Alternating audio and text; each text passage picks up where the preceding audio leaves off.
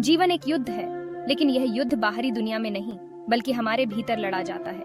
हर दिन हम अपने मन में इच्छाओं, क्रोध, भय और लालच का सामना करते हैं। ये भावनाएं हमारे संयम और शांति की परीक्षा लेती हैं। लेकिन भगवद गीता, जो ज्ञान का असीम सागर है, हमें सिखाती है कि अगर हम अपनी इच्छाओं पर विजय पा लें, तो हम अपने मन और अपने जीवन के भी स्वामी बन सकते हैं। सोचिए, आखिरी बार जब आपने जल्दबाजी में या गुस्से में कोई काम किया हो। शायद आपसे कुछ ऐसा हो गया जिसे लेकर अब पछतावा हो रहा है। ये क्षणिक भावनाएं हमें अपने जीवन के सही रास्ते से भटका देती हैं। लेकिन सोचिए, अगर आप इन भावनाओं को काबू कर सकें, अगर आप क्रोध की जगह शांति और उद्देश्य चुन सकें।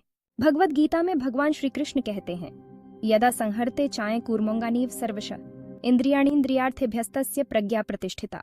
इस अद्भुत उपमा में जीवन का गूढ़ ज्ञान छिपा है। जिस प्रकार कछुआ अपने अंगों को खतरे से बचाने के लिए अंदर समेट लेता है, उसी प्रकार हमें अपनी इंद्रियों और इच्छाओं को नियंत्रित करना सीखना चाहिए। यही सच्चा आत्म संयम है। अपनी इच्छाओं और भावनाओं पर काबू पाने से आपको क्या मिलेगा? सबसे पहले, आप प्रतिक्रियात्मक जीवन जीने से बचते हैं। आप स्थितियों के दास नहीं, बल्कि उनके स्वामी बनते हैं। दूसरा, यह आपको आंतरिक शांति देता है। एक शांत मन एक स्थिर झील की तरह है, स्पष्ट और शांत। तीसरा, यह आपके ध्यान और उद्देश्य को मजबूत करता है। और चौथा, यह आपके रिश्तों को बेहतर बनाता है। धैर्य और समझदारी आपके संबंधों को गहराई देती है। इच्छाओं को काबू में करना कोई जादू नहीं है, यह एक प्रक्रिया है और यह प्रयास मांगती है, लेकिन यह संभव है। यहाँ 5 तरीके हैं। जागरूकता। सबसे पहले, अपने मन का अवलोकन करें।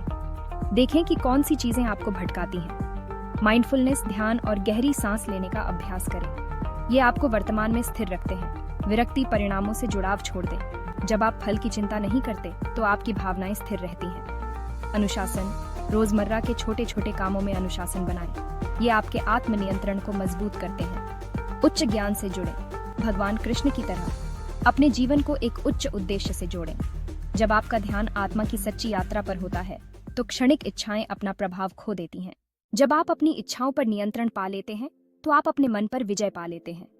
और तब आपका जीवन शांति, आनंद और उद्देश्य से भर जाता है। यह न केवल आपका जीवन बदलता है, बल्कि आपके आसपास के लोगों को भी प्रेरणा देता है। यही सच्चा आत्म साक्षात्कार है। यही सही मायनों में जीने का तरीका है। भगवान कृष्ण गीता में कहते हैं, प्रशांत मनसम ह्यनम योगिनम सुखम उत्तमम। जिस व्यक्ति का मन शांत है और जो आत्मविश्वास से भरा है, वह परम शांति को प्राप्त करता है। अब वक्त आ गया है, अपनी इच्छाओं पर काबू पाएं और अपने जीवन को एक नई दिशा दें। सबसे बड़ा युद्ध हमारे भीतर है और सबसे बड़ी जीत अपने आप पर विजय पाना है।